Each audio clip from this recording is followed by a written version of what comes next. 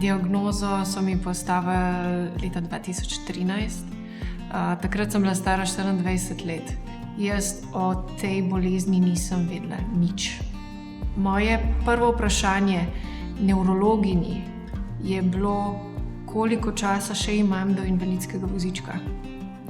In ona se mi je tako nasmehnila in mi je rekla, Taja, lejte, lahko da nikoli, lahko da boste skozi hodila. Vse je odvisno od same bolezni, od napredka bolezni. In potem sem jo jaz vprašala, kaj pa lahko naredim za to, da bom še naprej hodila. In mi je ona rekla, ostanite aktivni.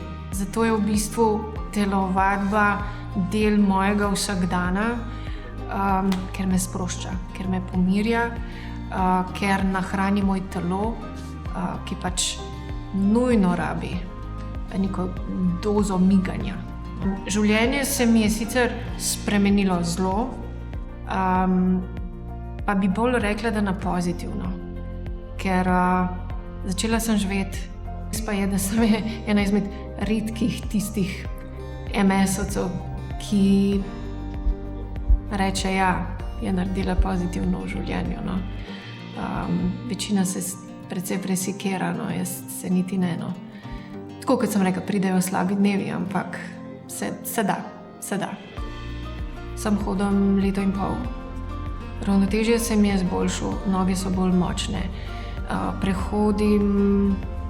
Sem prehodila 1 kilometer, kar je bilo zame veliko. Je velika razlika, ali te nekdo vodi, ali pa si v bistvu sam v neki skupini ljudi na nekih vodenih vadbah v fitnessu in se nekako sam matraš. Tako da tukaj je velika razlika. Ko ti postavijo diagnozo multipla skleroza, to ne pomeni konec sveta.